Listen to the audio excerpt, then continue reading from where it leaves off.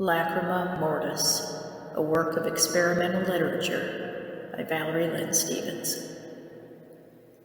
Part 24. Everything drops like a leaden weight to the epicenter of all perplexity, as any potentially exonerative expurgation of sublimation is once more rendered naught. Even my own dreams are foreign to me, and I awaken in some solemn stratosphere where reason becomes the loathsome lie, the figurehead of the raging's vast enterprise. For such sapience and existential impartiality have required of the human heart far more than they have to compensate with. The human essentia, which can neither survive nor fully thrive without the safeguarding of such damnable and damning dialectics. How will humankind keep its spirit alive? Or will the spirit, too, be subject to the gross rigors of artificial sustenance and respiration? Will we also, or have we already, sacrifice the sanctified and the sublime at the altars of secular science and its ever-multiplicating gods? Artificial intelligence, artificial life support, indeed. And this is just it, the deceit which the mortal human heart is pressured daily to commit. And what a tall order indeed, to be all and anything other than what one unalterably and inescapably is. This, the most profound and omnipresent multilemma the human entity must decipher, must reduce to just one or the other, right or wrong, black or white, at the pricey cost of the righteous actualization of all other possibilities teeming throughout the infinite void for a fully enriched and truly potentiated existence.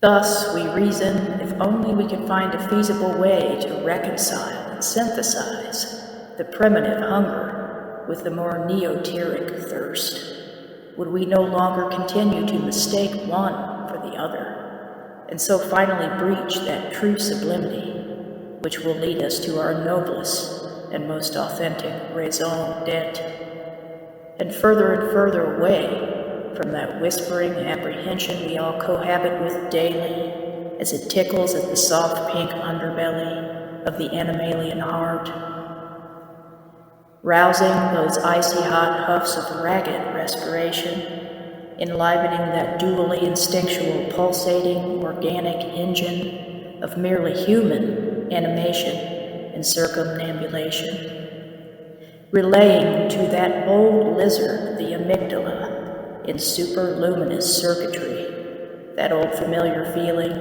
that dark hovering cloud which we so often commonly allude to, always brewing up its toxic rain and persistent humdrumming thunder. But first, yes, first, that fine flash of electric light so indescribably pure and white, illuminating all neuronal pathways, if but even for a nanosecond, yet more than enough for the ever eidetically nuanced soul to be branded with the imprinting of yet another enticingly fast, painfully descriptive codex, those things easiest to access, seemingly the hardest to cease and desist.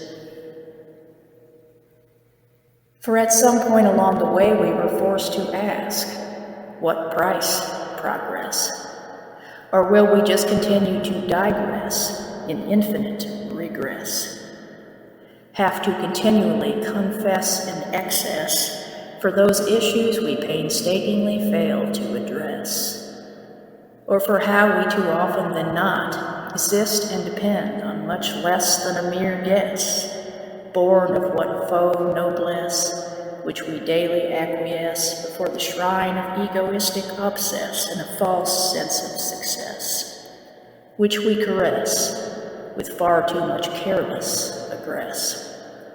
in a dawning new age, where we are more and more taught how to overdress beneath the tedium of specious politesse. And what of the blatant disregard for all other forms of communal largesse? How much longer will we escape the dire consequences of our sins? We must let the ailing present pass before we are to ever become ready to be born again, to renewed health and vigor. For this mortal incarnation is not a test of the reasoning intellect, but of the earthbound spirit.